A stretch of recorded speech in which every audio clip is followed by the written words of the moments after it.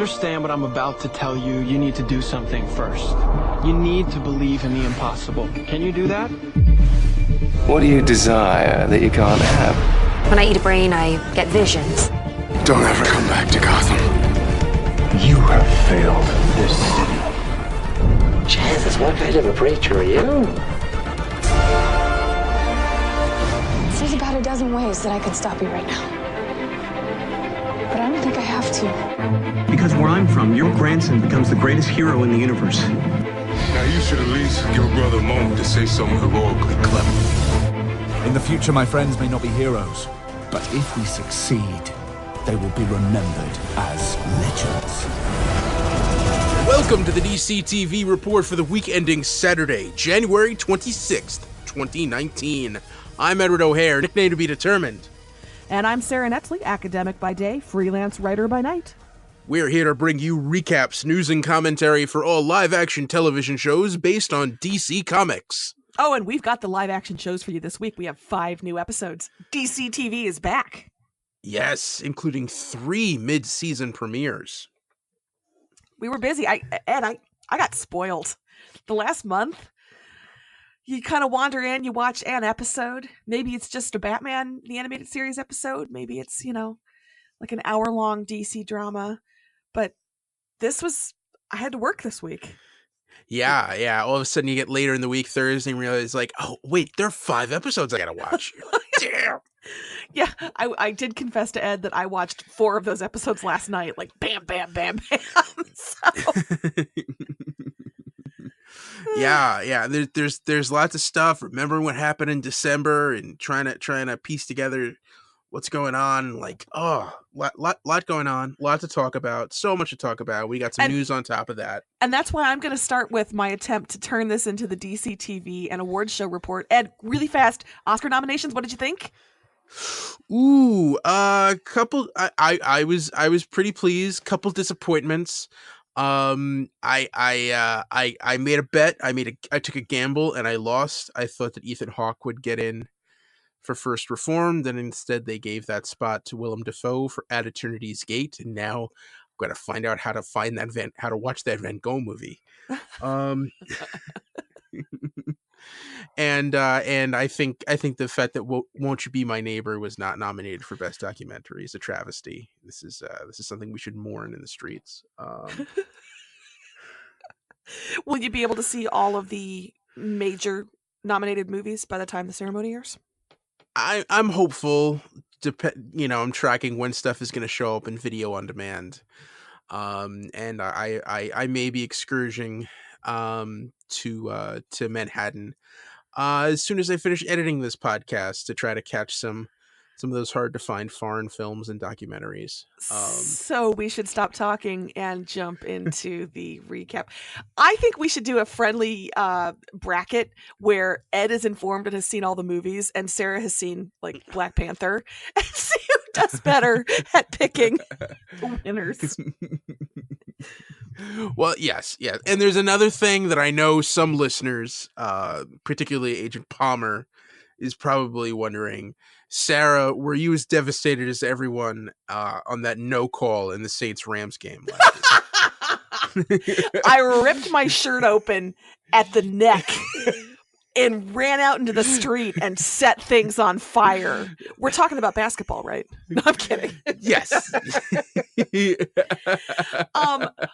When things like that trickle into my sphere, I know it was a big deal. And so I am aware that this was a big deal.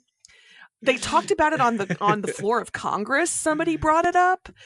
I'm more interested in apparently Tony Romo knows the future. Oh yes. So that's what I'm in it for. And now I'd like to write a romance novel about a former football player who moves into announcing who knows the future and who I don't know what. Yes. Yeah. I'm hearing all these theories that like CBS has found a way to tap the radio signals from the offensive coordinator's booths, and that's how they're feeding Romo everything that the offense is going to do. Is it possible that just his life's work has equipped him to know what's going to happen? Or is he a warlock? I mean, yeah, I thought that's probably it, but still, everyone think, well, if he's that smart, why didn't he win that many games as a player? I don't know. Now I have Cowboys. Now I have Cowboys Nation hating me right now. So I feel like I have nobody to root for because, I mean, if the bad play resulted in the wrong team going to the Super Bowl, meh. But then the Patriots, double meh. Sorry, I know you're an East Coaster. I don't know how you feel about the Patriots, but like, I think Tom Brady is a bad person, is what I understand. So, well, the way I've always explained it in football, the reason like football is a lot is very watchable is because there are good guys and there are bad guys. And Bill Belichick, the coach of the Patriots, is Darth Vader. He sits on on the sidelines in that Sith Lord hoodie and just destroys the dreams of every opposing team he plays. I worked with a guy who named his dog Coach Belichick, and I didn't really understand at the time how twisted that was. That poor dog didn't deserve that. I assume that dog humps the legs of everybody who enters that door and just poops everywhere. That's my assumption. Yes. And before every Boston sports fan jumps down my throat, he's a heel, and people love rooting for heels too. So I think it's going to be an interesting game.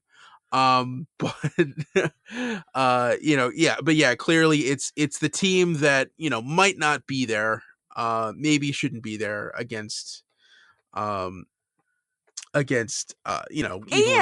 So we'll see how that works out. Like, don't give me any reasons to tune in, guys. Well done. Yes. It's amazing how the Super Bowl is always able to secure for the halftime show the perfect musical guest. The musical guest that would have been perfect for the halftime show 7 years earlier. It's uncanny. It's so 2011, 2010. Isn't that when they were popular? When they were like at their height, or was that even earlier? Maybe like 10 years ago. I was thinking it was later, but time is a flat circle, so I don't know, honestly. Oh, don't start me on True Detective. Don't. We have done badly in pivoting to DC talk. Yeah. Don't start me on somehow the 1990 versions of Mahershala Ali and Stephen Dorff somehow look younger than the 1980 versions of them. I'm not gonna go down that road. I have not tried season 3 yet. It sounds like I shouldn't rush out. Oh no, it's amazing. It's amazing, but it's that one thing where it's like, yeah, I know black doesn't crack, but it's weird. Like but it doesn't Benjamin Button. Yeah, like 10 years pass, Mahershala shaves off that afro, or just cuts it down to a crop top, and all of a sudden somehow he looks younger. I don't know. Don't underestimate the power of a good haircut. All right. We got episodes to talk about. We got 5 episodes. This has been your award show and football talk. Yeah. This has been your mad chat. Just the random mandatory like 7 or 8 minutes of chat that goes on top of the episode. It's why the people tune in, Ed. Yes. This is what people tell me, but we're here. We're here to talk about DC Comics TV, and you ready to jump in, Sarah? You ready to start? So ready. All right, so we're gonna start off with Supergirl. Mid-season 4 premiere. Suspicious Minds. Kara tried to solve a murder committed by shimmering aliens, and with John's help, learned about a government cover-up. Colonel Haley began interrogating DEO agents trying to uncover Supergirl's identity. Lena decided to tell James about her scientific breakthrough. Brainy asked Nia out to dinner and encouraged her to become a costumed superhero. Last-minute reveal, to save Kara's identity, Alex allowed John to mind-wipe her. And honestly, I'm still not over it. Yeah. That was upsetting. It was sad. It was real sad. Yeah. This is a really emotional episode. There was, it's funny how, like, there's a whole big investigation going on, and yet Colonel Haley's still doing her witch hunt and trying to find those aliens at the same time. I thought the way that John was brought into it was very organic. I liked all the political intrigue. I wish we could have spent a little bit more time on it. And but yeah. I mean, the result here, that's going on now is well, first that Colonel Haley found out, and then John had to wipe her mind, and that was that was bad enough, and then they had to bring in this truth seeker thing, and I mean, evidently it was dangerous enough to wipe Colonel Haley's mind, but then, like, oh no, now we got to wipe everybody's minds. Ooh, man, this was heavy. It was it agreed.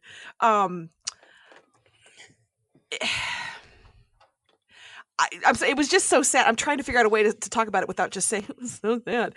But I love that, Alex makes that choice because she loves her sister, and sacrifice is what the Danvers sisters do. And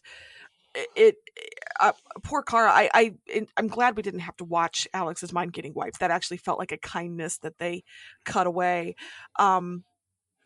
Because the B plots were so short this episode, I almost wish that it had been only this storyline. We spent so little time with Lena and so little time with Nia that I kind of wish that had been shuffled to another episode, so we really could have, the Abe storyline didn't have to be quite as rushed. A little bit of more time with the Moray would have been nice. A little bit more time trying to come up with something else to stop Haley. That's just my only critique, was when you're giving us so little of the other characters, just make this the story of the episode when it's got this much consequence to the sister relationship,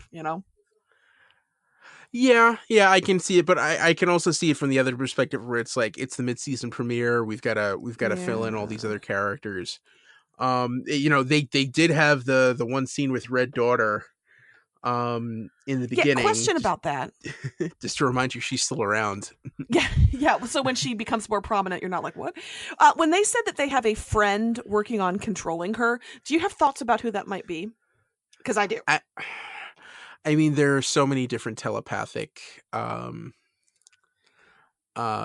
humans out there, supervillains out there. I don't know who that could be.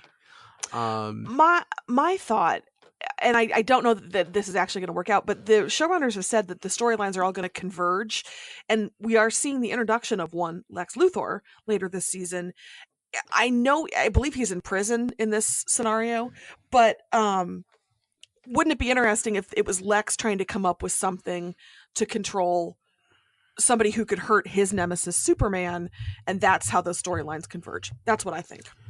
That would be interesting. I was thinking it might be someone with telepathic powers, but that makes more sense the way you're putting it. Well, it would be economic storytelling in terms of converging those storylines. That's why I was thinking it. Yeah. But anyway. Yeah. Let's see what else.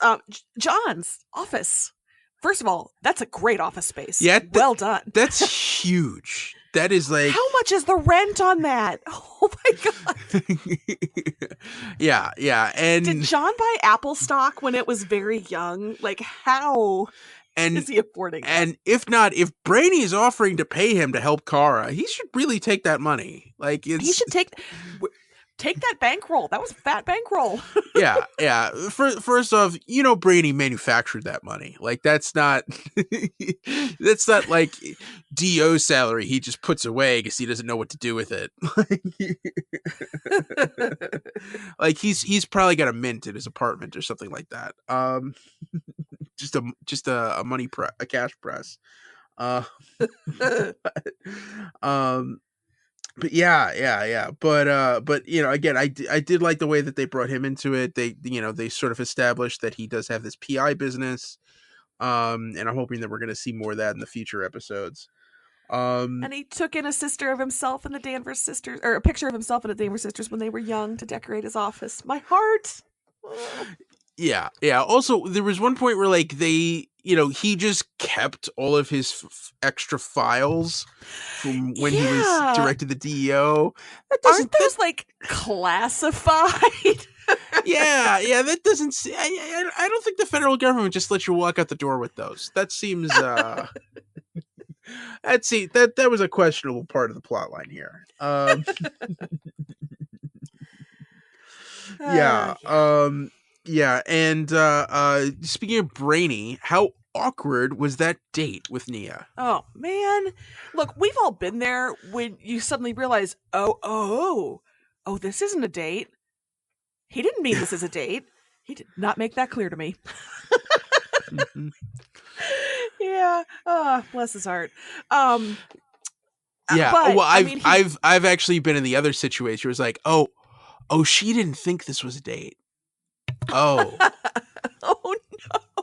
Oh no, did I not make it clear with the invitation and the wrist corsage and the I'm wearing a 3-piece suit? No, nothing. Yeah.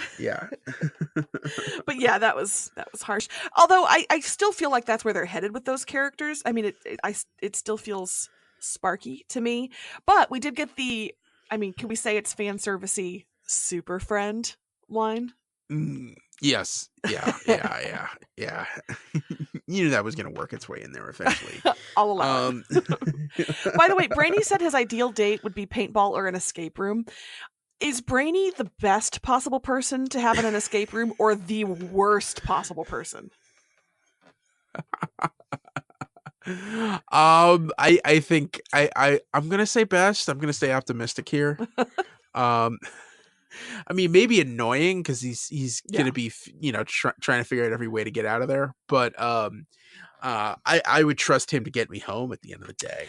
I feel like you wouldn't get your money's worth because he'd have you out in like 2 minutes. Maybe depends on who made the escape room. Here's where I confess I've not done an escape room. I probably should make an effort to do that at some point, but I live in the world. I understand what it is. I guess. I mean, it's like a panic room, right? Is that? It's like the Jodie Foster movie Panic Room. Yeah. Or maybe it's the opposite of that. Someone throws you in there and you got to try to get out. I'm not sure. There's a movie out about it, right? Isn't that a horror movie that just came out? Escape Room. Boy, that one I don't know about. Okay, but I feel like there's. Wasn't there a horror movie like 10 or 15 years ago about trying to escape a room? Yeah. Called The Cube or something? Whatever. Okay. We're digressing. All right. Let's see. I like Brainy's suppressor when he gave himself tech to make him forget Kara, and then it kept going, and Alex is like, yeah, Kara's Supergirl. Your sister with the glasses, they don't even look alike. That's funny. So yeah, thankfully this episode had enough brighter spots, I think almost all courtesy of Brainy, that it didn't make it just oppressingly sad, but boy, there was no saving that ending. That was just sad. Yeah, definitely. And I don't mean saving like I mean this was an incredibly effective hour of TV, but there was just no way that you weren't going to end that episode just like, oh no. Yeah, I think poor Kara, poor Alex. I think that's good television, and I think it's going to be interesting the next couple of weeks how she operates alone. Like, the only person she has to confide in now is John. And of course her and Alex are going to have some very awkward interactions over the next few weeks. Well, you could do worse for a mentor than John, though. So. I suppose. All right. Any news for Supergirl? We have a first look at John Cryer as Lex Luthor. He is bald, but he does have some facial hair going on. He's got a little bit of a goatee. He looks appropriately scheming if that makes sense. We will see him in the 15th episode, Oh Brother, Where Art Thou, airing March 17th. He is, in fact, incarcerated. He tries to enlist Lena in one of his plans and even goes so far as to leverage the life of one of her friends to get her to go along with it. So we aren't going to see him until well into March, unfortunately. Who's the friend? I wonder if it's Carl. I don't know. Or is it James? Because if so, I think the audience would be like, he's a little bit more than a friend. I guess. So the show keeps telling us. Yeah. By the way, just outright telling your on again, off again boyfriend that you've been doing human experiments and may have uncovered a way to give regular humans superhuman powers. I don't know. I think you may need a little bit more time before you just drop that. Yeah, I feel like that's the kind of thing that even if you're in a 20-year marriage, you've got to be like, I'm just gonna, I guess. Mm-hmm. But no, we haven't spoken to each other in weeks, but I've totally been breaking human subjects protocol. So yeah, especially when he's the head of a major media outlet. I don't know. Yeah, that whole relationship is a mess. Let's all agree to that. Okay. Anyway, on that note. Yes. Let's move on to Arrow? Yes. Next up is Arrow. Mid-season 7 premiere. My name is Amiko Queen. In the future, Zoe asked her father, Glade's mayor Rene Ramirez, for access to the Archer security system. In the present, Oliver learned that the new Green Arrow was his long-lost sister, Amiko. Renee convinced Amiko to let him help locate a hired assassin being hidden in Star City. Lila and Diggle try to lean on Ricardo Diaz for info on his financial backer.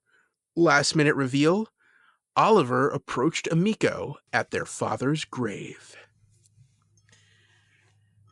So,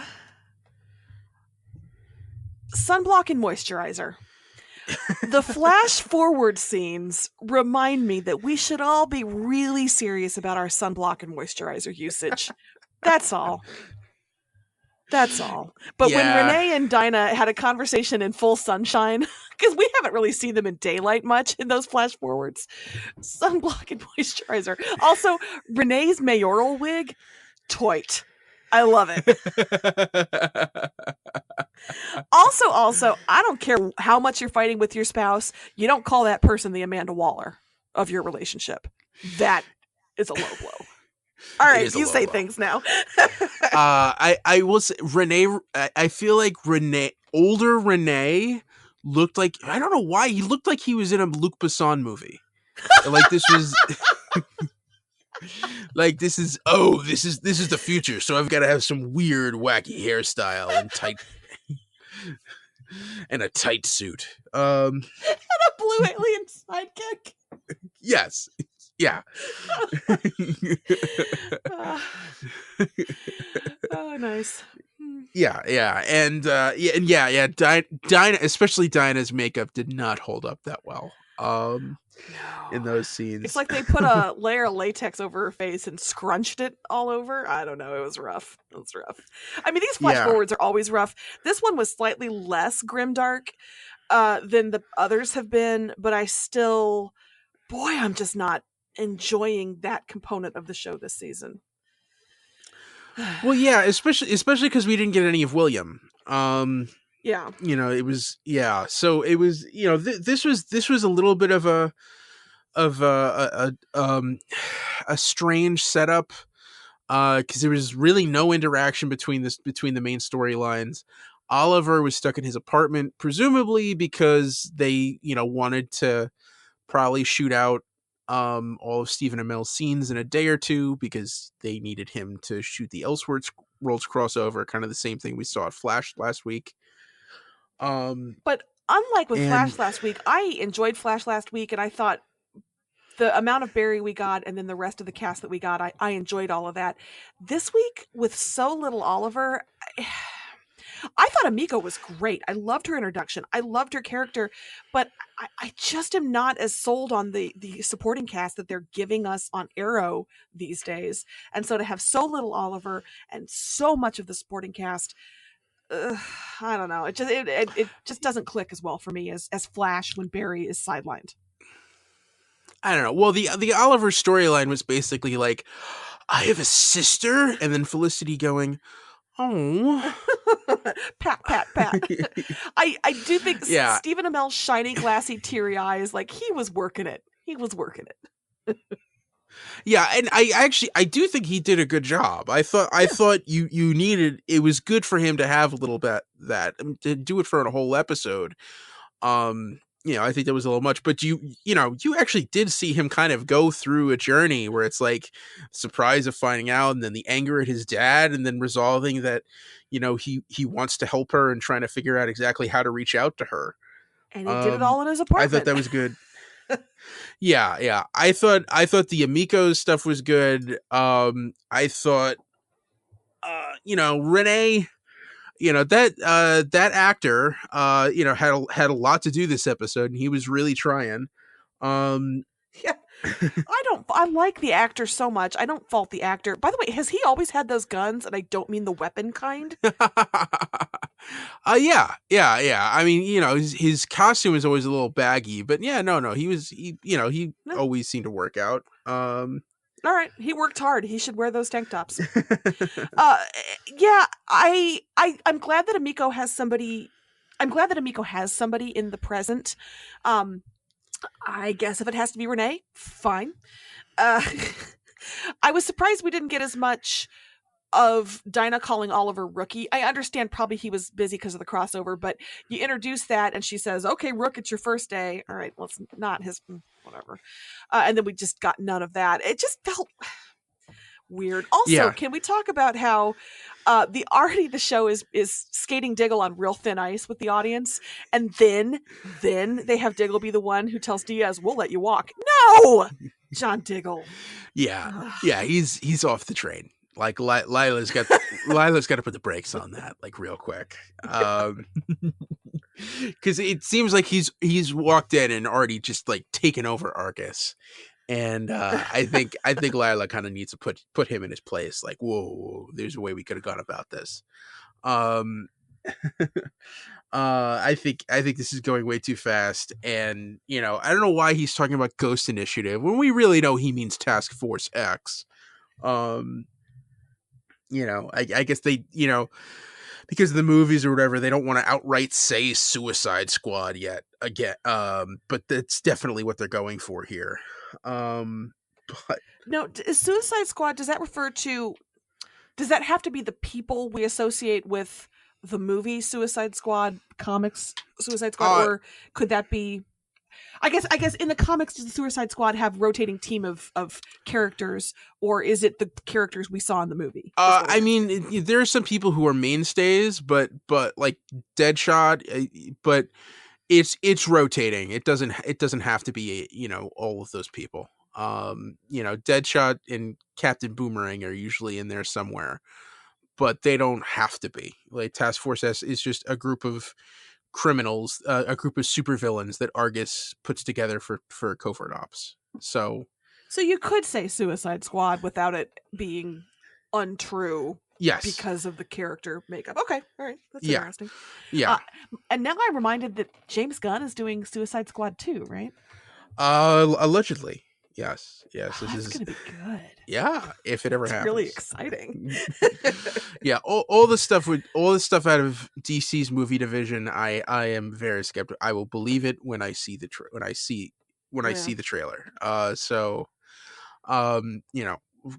Thoughts reserved there, but but I think even if you plant back to the show, even if you plant a bomb in Diaz's head to keep him in line, I think this is a bad idea, and I don't want to see it happen.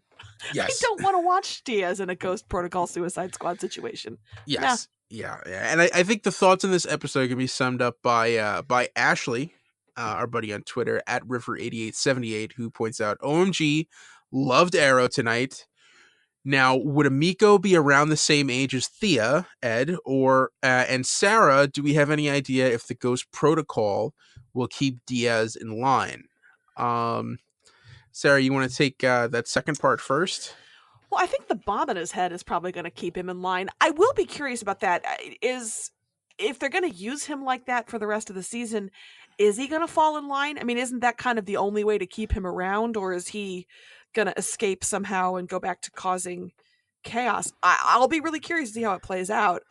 If they can redeem that character somehow, I will be impressed, because shut up, Diaz. Yeah, I'm sure eventually he'll pay someone to hack their way in and deactivate that implant. But until then, I'm sure he'll play ball. So we'll see. Shouldn't have killed Caden James, huh, Diaz? Yeah. As far as Emiko's age, I don't know. She's in the comics. She's a little kid. She's like a teenager.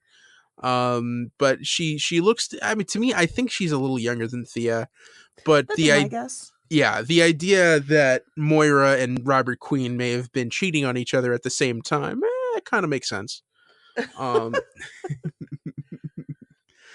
So, we'll see. One other tweet that I have here is from @Deke273, our buddy Dan. I saw the preview for next week's Arrow, and was it my imagination, or did Stephen Amell physically pull a muscle when he tried to actually act upset? Pat is way harsh. Yes, yeah, and I'm going to defend my boy.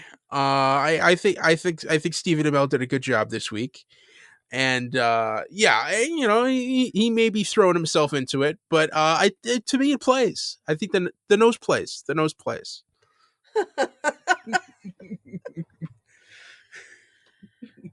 Did you just Matt Damon in Ocean's Whatever Us? Ocean's 13. Yes. Yeah. Yes. Okay.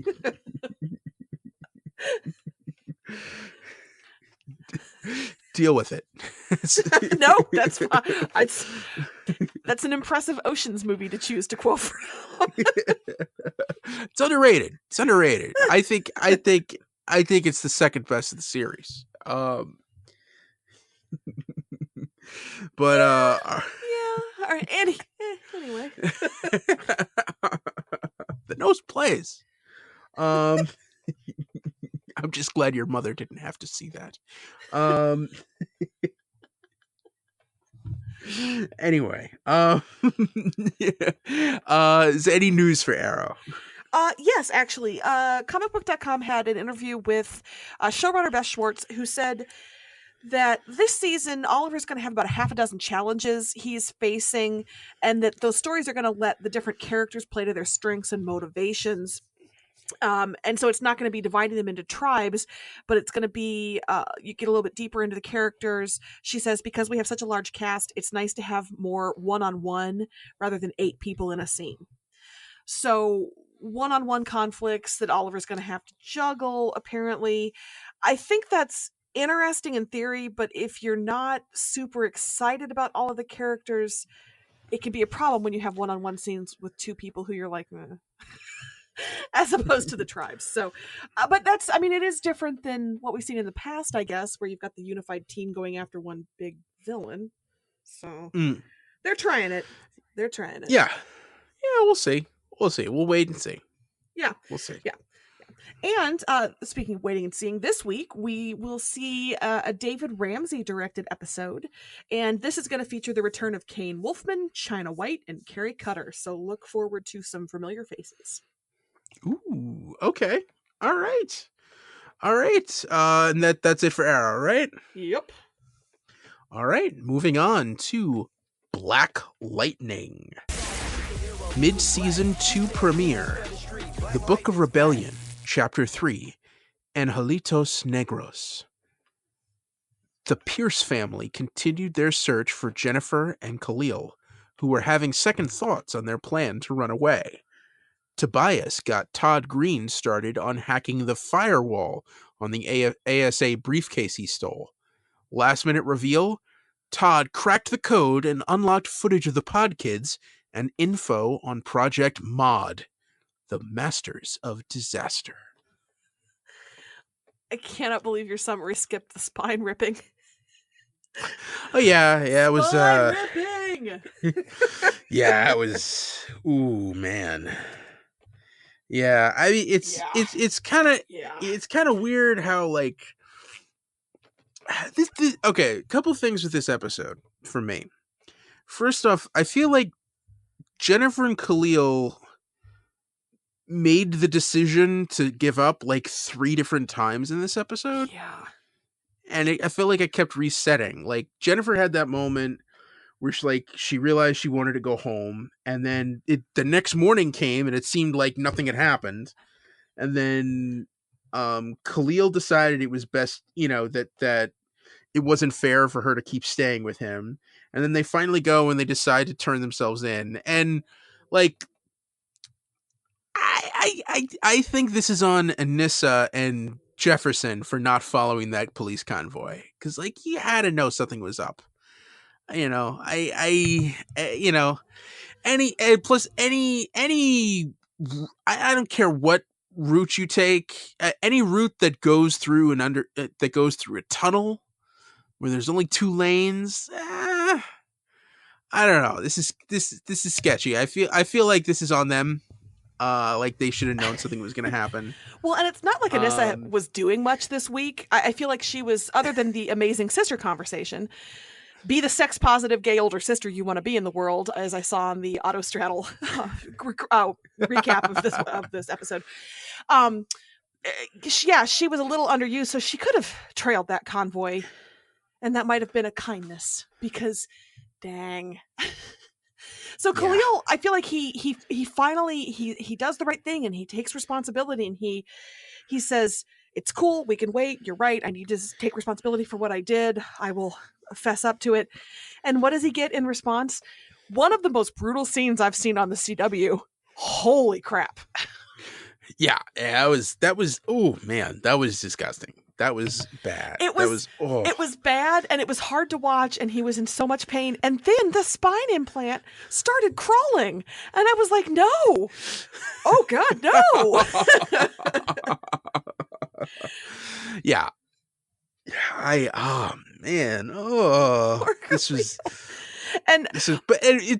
favorite was, it's also like the minute he gave up, you knew he was dead. Yeah. You knew he was toast. Oh, yeah. Poor kid. The look on Cutter's face when Tobias is ripping out the spine implant. I've made a huge mistake. This is the wrong person to ally with. You see it on her face. Yeah. Oh man, this was hard to watch. This was but otherwise, Mrs. Lincoln, how was the show? Yeah. So, what did you think of Todd Green? Seems to be really settling in to his role as like, oh, I'm your tech lackey, and I'm gonna, I'm gonna watch out for you, even though I know you're probably a horrible person. I feel like grievously injuring your former associates in front of your new associates is it the way to ensure loyalty, or is it the way to ensure staff attrition? I'm not sure exactly. Mm-hmm. Well, I mean, I think it's a certain amount of respect, and maybe not loyalty, but I think they're definitely going to think twice before crossing him. That's true. But yeah, Todd did. I think I would have had more of an adjustment period to working for a supervillain, but he seemed down with it. I also appreciated Tobias telling him to use his white voice, which felt very sorry to bother you. Yeah. They were throwing some pop culture references out there. And there's some cool camera work. The overhead shot of the two of them at the table right before that, I like what they do with angles and things like that, and on this show especially sometimes. Mm-hmm. And Tobias in that first scene where he's like playing the jazz for him, and I always find it weird when Tobias is trying to show off how cultured he is. Is if I find it embarrassing. Like, and I think we're supposed to feel that. I feel like we're supposed to be like, oh God, you're trying too hard. Don't be such a tryhard. yeah, yeah, and people kind of lean into it, because he's this mobster who could have me killed in any minute.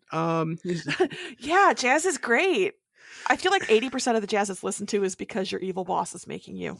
Yeah, and then you forget the thing that he hasn't aged in 30 years, and like he may have heard some of those people perform when he was a kid. I don't know. Live, yeah. But yeah, this was another very simple episode for Black Lightning. Yeah. Not a lot of multi storylines necessarily. I did like Jefferson when he was suited up and he stepped in to stop that bum fight, and his face was just like, oh, fine, I'll take care of this. Can you believe people are still doing this? Yeah. And we didn't mention the greatest reveal, which was Khalil saying, I'm not stupid. Your whole family's electric. Obviously, your dad is Black Lightning. Like, your powers are electric. He is electric. I can see his face under the mask. Duh. Yeah, and I think that points out how the Pierce family is going to have to start being more careful. They don't want people to start connecting dots the same way Khalil did. Maybe a super suit for Jennifer. Maybe. I'm sure Gambi already has that. Those designs all drawn up. And maybe that's what he was doing this episode. Maybe. But yeah. I thought this was a good episode. And I think you're gonna see them start to branch out a little bit more. And now that Todd has access to the pod kids, maybe we're gonna see more of Helga Jace and what she's up to. That actually is a really good transition into news if you're ready. Yeah, go for it.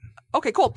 So casting news, Hosea Chanchez has been cast as Marcus Bishop, aka Shakedown, who is ex-Air Force and a Dr. Jace associate. So that does make me think we're going to pivot back to that storyline, which we've dropped a little bit in the future. Okay. All right.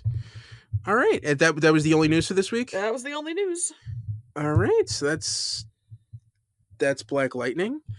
And now, sorry, I just had a problem with my mic. All right, we're good. All right, moving on to The Flash. Season 5, Episode 11, Seeing Red.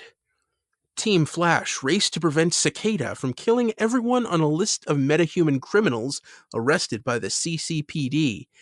Ralph discovered Killer Frost was sabotaging Caitlin's research for a metagene cure. Sherlock continued his investigation of Nora and her diary.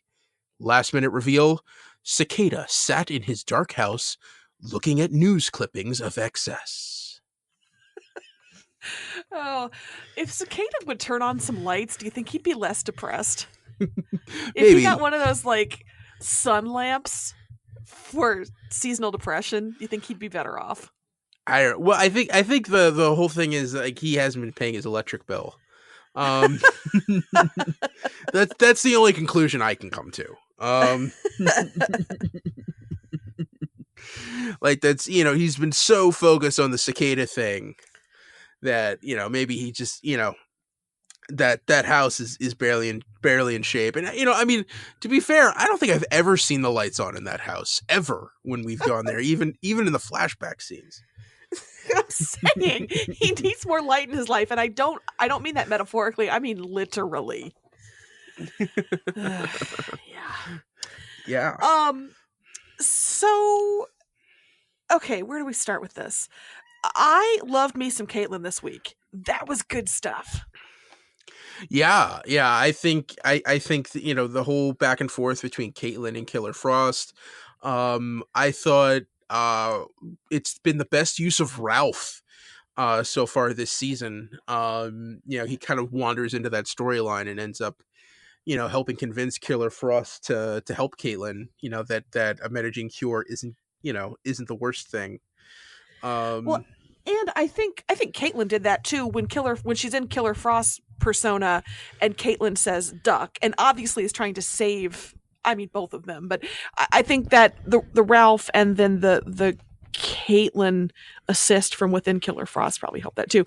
I love the Ralph Caitlin Killer combo.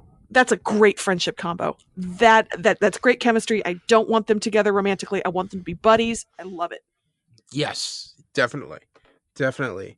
Now as far as I'm trying to figure out where else to go from here. So Barry got really angry. Did he though? I'm seriously asking. They kept telling us I haven't seen this much anger since Cicada. He called those group of metas dumb, and that I just feel like Grant Gustin is not an actor given to great rage. And that worked against the story this episode was trying to tell. Yeah. Am I being too hard on Grant Gustin? No. I think I do think they tried to prop it up a little bit. It did seem forced. I mean, granted, Nora was paralyzed there for a little bit, but it did his anger and his rage. It did seem a little forced, and they were trying to build it up a little bit. It was a little more telling than showing, I guess, was my problem. Yeah. Well, I guess it's because we're also so used to Arrow just getting so angry so easily and kind of unleashing that when you see Barry try to go to that place, it does feel a little out of place. It just fell short for me, and I hate to slag on the show, but you know. Yeah. Your mic sounds a little louder than usual. Just recently. Did you change your volume at all, or? I changed nothing. Okay. Maybe I'm leaning toward it Maybe. more. That might be it. Okay. All right. A little peek behind the curtain there. So we got to see Team Flash take on Cicada. We kind of got a feeling of metahumans in Central City, how they feel about having to hide, and also kind of a little bit of the prejudices we've seen on Supergirl towards aliens are starting to peek through in Central City towards metas. Officer Jones, who was openly helping Cicada find those metahumans. Not cool, Officer Jones. Jason was so funny as we were watching this last night when Singh came on. He was like, "Oh, that's got to be the leaker," and I was like, "Dude, Singh has been on this show pretty much from the beginning. No, he's not the leaker." So, then is the guy standing next to him? Yes, clearly. Of course. Of course. But yeah, I'm always surprised by the number of metas that just pop up. And I realize it's a meta of the week kind of format for the show, but when you see them all together like that, it does surprise me that they don't have more superhero, that the Flash is the superhero on the show, that you wouldn't have more people. And maybe you do. Those are the untold stories of the city, I suppose. But it always surprises me a little when you get them all together that's a lot of them. We could have more good doing. Yeah, and I think. But I mean, this show explains why you don't, because of the prejudice and things like that. You say, I liked it. It added to the layers of the community that they're building. Yeah, and I think it does show a different kind of side to it, that not everyone becomes a superhero. Some people don't know how to handle the powers and want to try to pretend that they don't exist. And not everyone. And hence the cure would be welcome for them. Exactly. What did you think of Cecile? I thought she's been getting more and more tolerable with each episode. I'm actually pretty much on board with Cecile, which shocks me because I struggled sometimes since her introduction, but no, I think she's pretty great. I hate to say it, but I feel like with Joe gone, she's sort of taking that role of the wise mentor type, but she's a little, she's a little livelier and she feels a little younger somehow. But no, I'm Team Cecile here. Definitely, yeah. And you could tell that she's stepping in for Joe, but I'm ready for Joe to come back. Yeah. Oh yeah. And it is kind of weird that he hasn't. I mean, I understand why he's gone, but the show, there are situations where he really should be involved, and it's weird that he's not. And they're doing the best they can to cover it up, and I get that. But a lot of situations, yeah, Joe would be involved here. All right, and also, we've gone far enough without talking about my man Snake Eye Socket, who came through with hugely unexpected depths. I did not expect me to root so hard for that dude by the end of this episode. Oh my god. Who knew? He was a zookeeper. Norvok worked at a zoo? I loved it. It's weird. Like, he just has this moment with Caitlin. Oh, do you think you're the only one with a sob story? He was so casual. He has this whole epic like backstory, and then he sacrifices at the end, and he gets saved. And oh my god, I just did not expect to go on that journey with Snake Eye Socket guy. That's all. Yeah. What did you think? And the last major storyline here, Sherlock sneaking around, trying to dig in deep on Nora. So, okay. Did they choose to make him French to tap into our national subconscious racism toward the French? To be like, I don't trust that guy. I'm genuinely asking. Is that why they chose to go this weird direction with that character? I don't know. I just, I do know Iris kind of hates him. Even though he's like bringing up some good points to her. She's like, no, I just got my daughter to like me. You're not gonna impede on that. But like, when he kind of lays it out for Iris, and that he's just following tracks, and kind of explains to her, this is what journalists are supposed to do too. I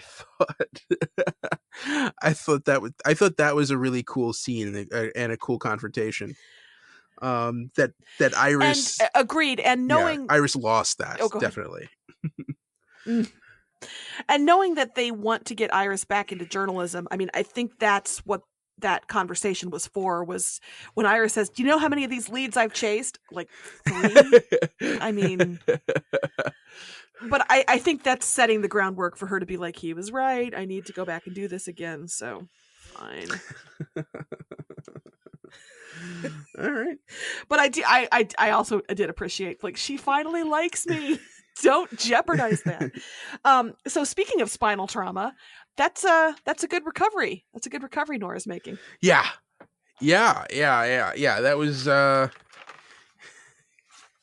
That was quick. That was quick. Why do DC bad guys always go for the back? What's up with that? I don't know. Well, I think, it's I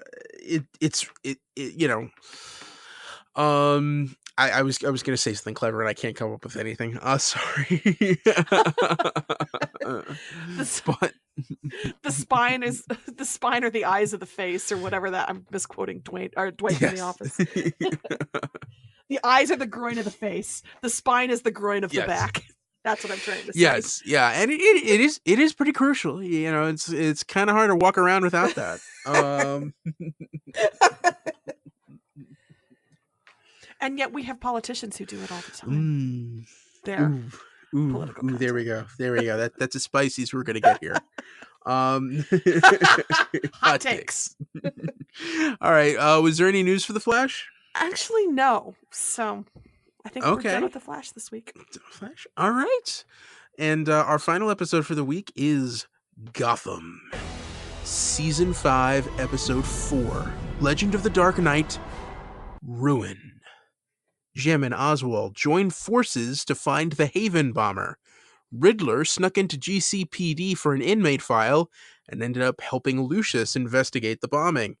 Bruce and Alfred tracked Selena, who discovered Jeremiah was running the Soothsayer mine. Last minute reveal: Jim and Barbara made out in his office. Called it. Oh, that was some good stuff. Barbara goes to kiss him, and he's like, nah, and then he finishes his drink, and he pulls her back, and I was all about it. Yes. Yeah. Real Bogey Bacall moment there. Also, her hair is so much better this week. Yes. Yeah, I did notice that too. I don't know what exactly she did differently. But she just sort of styled it up.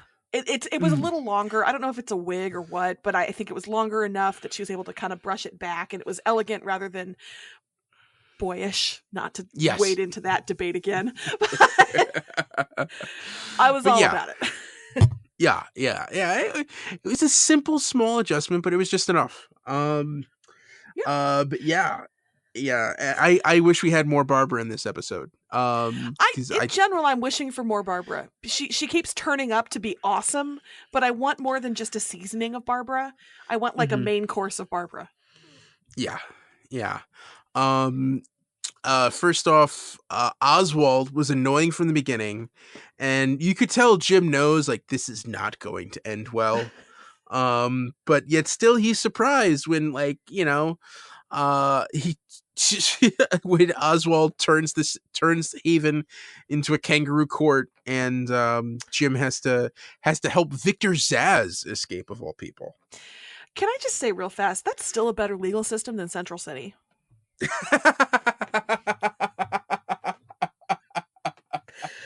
I would have felt better in that courtroom than anybody who presided over Barry's trial. I also have questions. Did they build a guillotine? Was that guillotine like in a museum someplace in Gotham? Yes. Yeah. I think it's an artifact that they probably have at the precinct, like just for show. Like this is. So can I tell the quick story?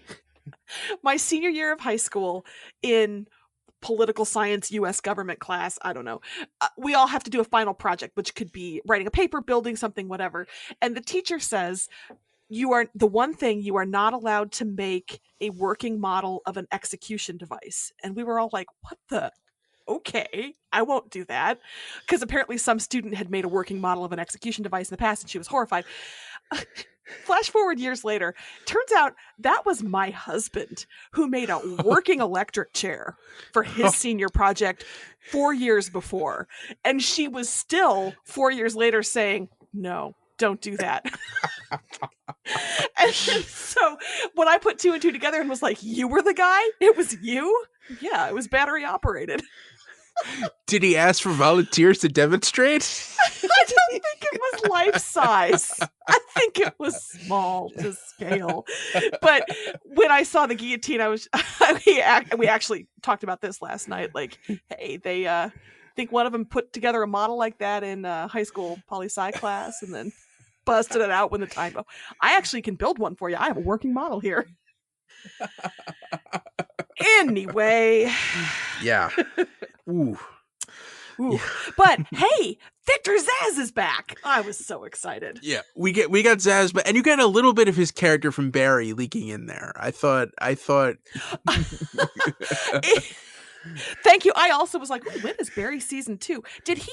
Well, we shouldn't talk about spoilers for that. I just can't remember what happened with his character at the end of season 1. Yeah, well, he's still around. It's still, okay. That's yeah. Thank you. I couldn't remember if he was still around. So all right, good enough. But just that character always sings for me. He's got such spark and sharp characterization, and he's so funny and he's so casual. You know, if I wanted to hit you, I would have hit you with those bullets, but I didn't.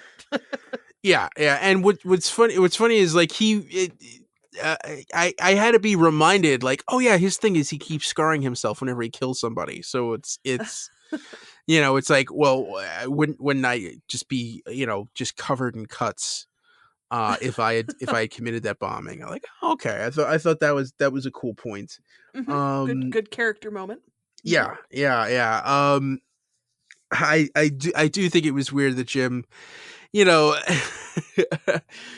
he didn't do this bombing, but like that guy's done a lot of bad things in the past and probably could have been brought to justice, for something else. I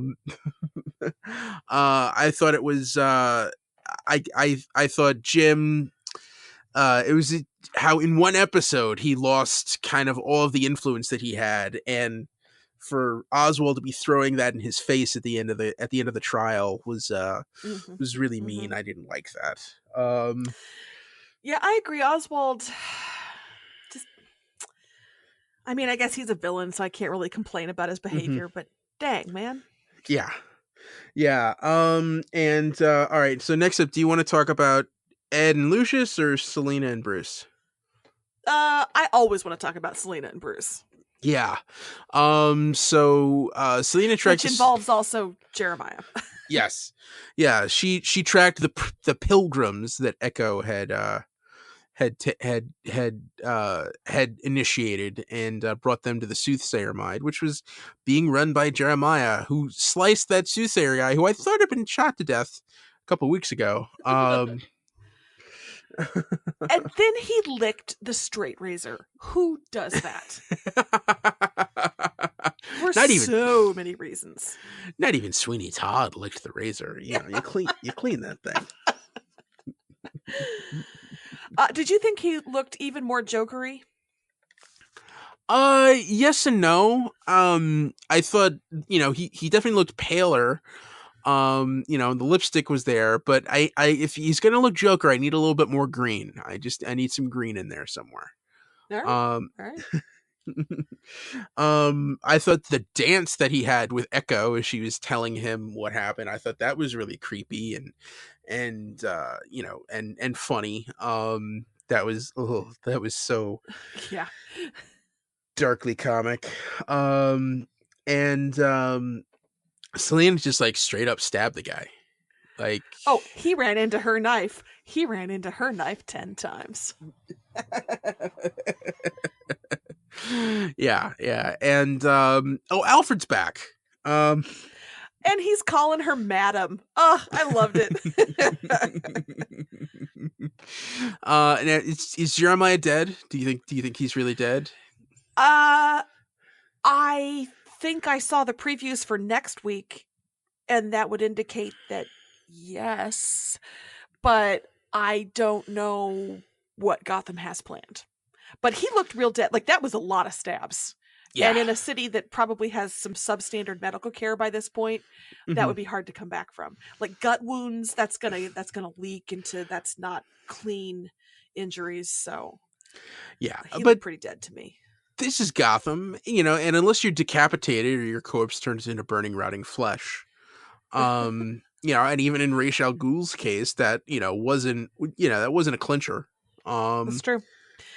You're going to end up someplace where some elaborately made up nurse hisses, "See the witch," and it's going to be fine. So yeah. All right, now let's talk about Riddler and Lucius, an unlikely alliance there, some reluctant partners there. Yeah. I enjoyed that. Yeah, Riddler's just all over the place here. I think I've always really liked kind of the mind screwy way his storylines have gone, kind of, the multiple personalities leaking in here. And I thought this was a great way to employ it, and one heck of an ending.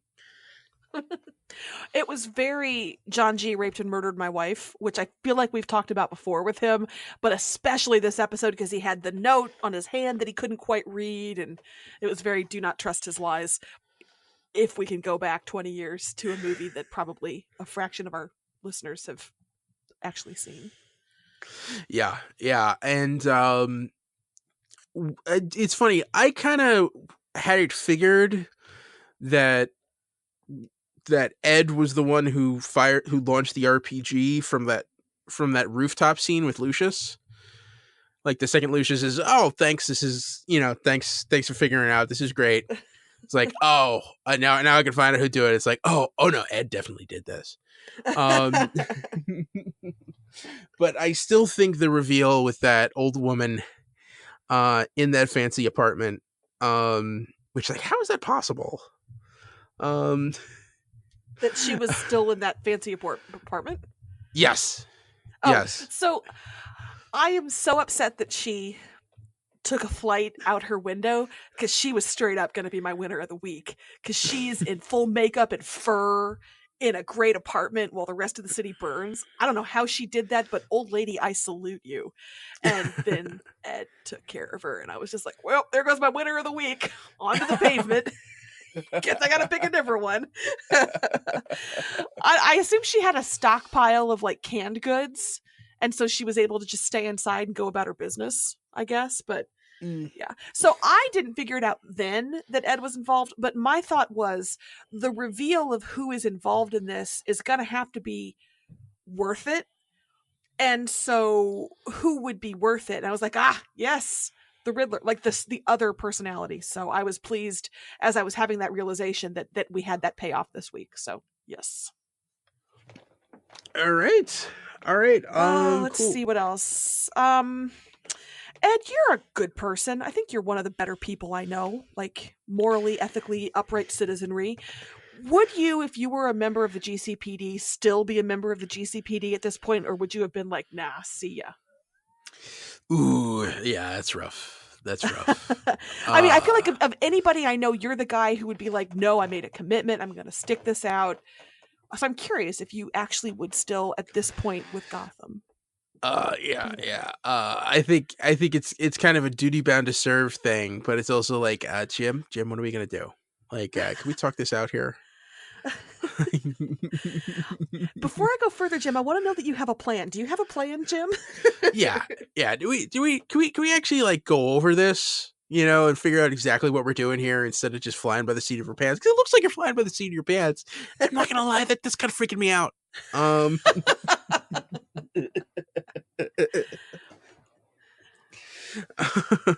right, that's fair. That's a good response. Good. Oh, by the way, did you enjoy Jim's speech? Oh, yes. I thought Jim gave some great speeches in this episode. And promising justice but you could tell even from the beginning of the episode that's only going to last so long, and then by the end it's like, yeah, no, but we still want to kill his ass. I thought you'd appreciate that impassioned speech for justice. That didn't work. Yes. And the kangaroo court in this episode reminded me, if anyone, there's an old German movie from the 30s called M, which is how Peter Lorre came to fame. Go check that out if you want to see. If you want to see another crazy kangaroo. M? Yes, the letter M. He plays someone accused of being a serial killer in this German town. And there's whistling, and there's a kangaroo court, and it's very, very dramatic. Good old movie. I think it's from 1930, directed by Fritz Lang. Oof. Yeah. That sounds super fun. Yeah. But go check that out. Go check that out, anybody. And you report back. I'll expect 600 words. At the beginning of next episode. I want you to tweet those at Ed, one tweet at a time, please. M, a movie, my dissertation, part 1 of ?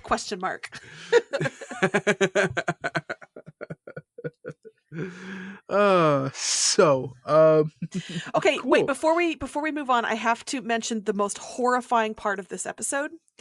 Okay. Ed running around in dress shoes with no socks. I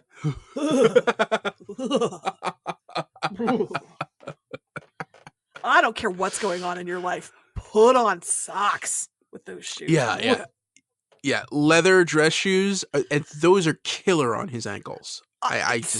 He would have like bloody spots. Yeah. That's not fun. Thanks for getting me on this. I appreciate that. Yeah. Hey. 14 years of Catholic school right here. I know exactly what you're talking about. That's a mistake. I used to look at my friends who wore ankle socks going, what are you doing? You just like not like your feet? You don't feel you need those anymore? What are you doing?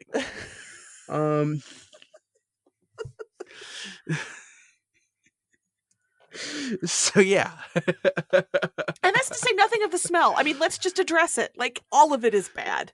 It's all Yes. bad. Ugh. All right. Ugh. Sorry, those of you with feet issues. I'm talking about my sister. I apologize. I'm so sorry.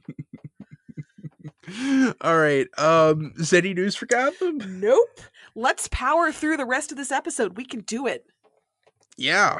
What do you got? News for other shows? All right. We have news for Batwoman, which is still in the pilot stage, but still we have a bunch of casting. So we have Megan Tandy as Sophie Moore, a highly ranked agent in Gotham who is interested in Kate Kane. I don't know if that's interested or interested, but like, whatever. Cameras Johnson is Luke Fox, son of Lucius, who works in Wayne Tower. And Nicole Kang is Kate's stepsister, Mary Hamilton, who might have more in common with Batwoman than she realizes. Ah, okay. A couple things. Luke Fox in the comics has done a stint as Batwing, the Batman of Africa, who has a really teched out suit. So that's something that may happen if Batwoman's looking to put together a team. And for Mary Hamilton, Kate Kane works alone, Ed. Come on. That's the impression I got in the Elseworlds crossover. Anyway. Yeah. Well, at first, you know, might she grudgingly accept some team wakes? Yeah, the Hood worked alone season 1 in Arrow. So we'll see. But Luke Fox definitely sitting in for his father. That definitely makes sense. Mary Hamilton, I don't know where that can go. So yeah, this is exciting. This is coming together. I want to see it. I really hope this series gets approved. Oh, it will. I honestly would be shocked if it didn't, just because the CW is so hard into the superhero DC line, you know? Yeah. All right. What's next? We have some news from Titans. So this is a little, I don't want to say sketchy, but the hashtag show, which I have not found to be wrong terribly often with their early announcements, says that Titans is going to be casting for season 2 for Deathstroke, Ravager, and Jericho. So, as we know, as comic fans know, Ravager and Jericho are the children of Deathstroke. And so they're looking to cast a 40 to 55-year-old Caucasian, Latinx, or Asian actor for Deathstroke. For Rose, aka Ravager, they're looking for a mixed Asian or Latinx actress, ages 18 to 21. Joe/Jericho would be a minor character. Father-daughter would be much more prominent. So, Slade Wilson possibly coming to Titans, which I think is interesting because Arrow has a really good Slade Wilson that they're not able to use right now because of the movie coming out about Deathstroke, but apparently DC Universe has a little bit better access to some of those. Yeah. Well, also, like, Deathstroke started as a Teen Titans villain. So like this is actually like the perfect place for him to poke his nose in. And I'm sad that it won't be Manu Bennett. Just because I thought, especially his last episode on Arrow, was so strong. Was that the one where he was the most Deathstroke and you were super excited? Yes. Okay. Yeah, that was his last one. Yeah, that was the one. It was that amazing, like, oh, we finally got to see him beat Deathstroke and like really go out and kill everybody. And then like 2 weeks later, he said, "Oh yeah, no, the Joe Manganiello movie's going forward, and Arrow can't use him anymore." It's like, Scuba Steve, damn you! But he's showing up on Titans. All right, cool, and we get to see Ravager, Rose Wilson. All right, and here we go. As I understand it, there's tension between her and her dad. Oh yes. Okay, the current run of comics, I believe the Rebirth run was written by Christopher Priest, and that has a whole thing between that had a whole arc between Slade and Rose trying to patch up their relationship, and there's a lot of fun there. There's a lot of stuff to mine in there. And so yeah, I'm looking forward to that. I think that's a great idea. Question: if DC Universe decided they wanted another live action show, could the Wilsons take off? The Wilsons. Yeah. It would be the most screwed up version of the Brady Bunch you'd ever see. But yeah, it's funny. I feel like Slade and Rose could definitely carry their own shows on their own. Jericho is not as prominent, so I don't know where he would fit in there. But yeah, there's definitely potential there. Interesting. All right. So that was the big news for Titans, but a couple other things to discuss. There's an Instagram post. You can find it at sci-fi.com and, of course, on actual Instagram, of the Batmobile they used in Titans Season 1. We only really saw glimpses of it, and it was usually pretty dark because Titans was pretty dark. But it's sexy. That Batmobile is sexy. Yeah, I agree.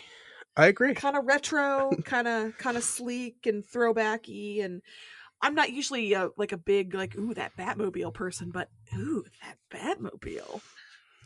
Yeah, it's weird. You could definitely see elements of a lot of other Batmobiles in there, and I think it blends together nicely.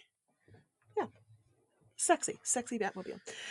Yeah, and then Screen Rant had an article about the Titans ratings, and I thought this came from a really interesting place because streaming services like DC Universe, like Netflix, don't release viewership numbers. They don't have to. They usually choose not to. There is no metric for that.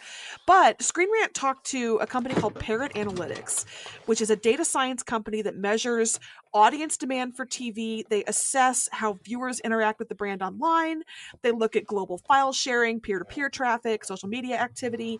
And so they feel like they have a pretty good understanding of what people are watching and talking about.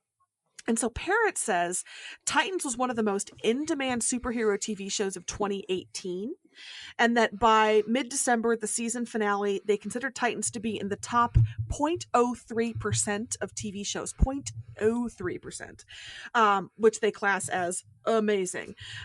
It's a bell curve, and Titans is way at the right end of the bell curve, which is just like the tippy top of what people were watching and file sharing and talking about. So I thought that was really, really interesting. It was far more influential, according to this metric, than Gotham, Black Lightning, Legion, Jessica Jones, Runaways, etc. Ed, your thoughts? Yeah, I think that's very interesting. I mean, demand, I think that's something that sounds really cool. I'd be interested to know how much of that is from subscribers or DC Universe, or just people who wish they had that show, or people who might be watching it via other means. But just the fact the popularity, if it's up that high, I think that's a great sign for DC Universe going forward. I think so too. I'm really interested in this Parrot company because I do think the Nielsen ratings are kind of hopelessly, they're trying to keep up, but it's hard with the way people consume content now, and we need new metrics, and this is a really interesting way to do it. I also think if you're looking at peer-to-peer and file sharing, Titans is probably going to be pretty high, honestly, because so few people actually do, relatively speaking, subscribe. I'm guessing that a lot of file sharing is going to happen because it's 2018, 2019, and that's what we do. I don't know. I'm really interested in this new way of measuring TV because of the challenges that traditional measures have with streaming and things like that. So just cool stuff. All right. Cool. What's up next? That's it, my friend. Winner of the week. That's it. All right. Winner for the week. So I had a bit of a back and forth. Originally I was going to say something like Reluctant Partners, and I was, a lot of the things I was finding in there was stretched. But I think, and we kind of touched on this, the big thing here and the most important, memorable moments I think of this week had to involve spinal injuries. That's on my list too. Okay. Oh, so is that our joint winner for the week? Well, it ended up being my runner-up, but Spinal Trauma was a serious contender for me. So you say things. Yeah. So Khalil had his spinal implant torn out of his back by Tobias Whale, and he was left for dead in front of Reverend Holt's church. And Nora was stabbed in the spine by Cicada a couple times, I think, and had spent the whole episode trying to recover and had her parents worried sick. I mean that's 2 of the 5 shows, but especially the one for Black Lightning, it was a horrifying image that horrible. It's gonna take me a while to get over that. Truth. And then, I mean, you have the implied spinal trauma of the old lady in Gotham and General Tam in Supergirl. I feel like both of those people probably spinal injuries helped hasten their demises. And of course, you've got Felicity Smoke walking around with a spinal implant. So I think we can hit all 5 episodes that way. All right. There you go. Thank you for closing that loop. Of course. Like I said, spinal trauma was going to be mine. But you know what? I have to go with Norvok from The Flash. That is a supporting villain character who is just has been a sidekick in 2 or 3 episodes. And in this episode, boom, backstory that he casually drops. It's sympathetic. I wanted to know more about it. We see personal growth where he puts other people before himself when he has said, I'm not going to do that. He helps people escape. He has saved himself. It's a happy ending for him. He kept he kept the snake in his eye socket rather than unleashing it on all of us. I thank him for that. Norvok, surprisingly sympathetic. I would watch the web series. Winner of the week. All right, there we go. I think that ends us on a positive note. Well, it's better than spinal trauma. Yes. In terms of positivity. Yes. Yeah, so Norvok. Let's hope, more people can be like Norvok in the future. Be the Norvok you want to see in the world. Yes. All right, everybody. Thank you so much for listening. That's the DC TV report for this week. You can find us on Twitter. I'm at Edward O'Hare TBD. And I'm at Sara Netzley, SaraNetzley. And follow the show on Twitter at DCTV Report. Send along your emails to dctv@wickedtheory.com. Also, be sure to subscribe to our show on your podcast app of choice and rate and review us. That helps more people find us. Check out our sister shows, the Wicked Theory Podcast and Preacher vs. Preacher. This has been a Wicked Theory Studios production. Executive producer, Bill Sweeney. Visit us at wickedtheory.com. Shazam, everybody. Shazam. Shazam!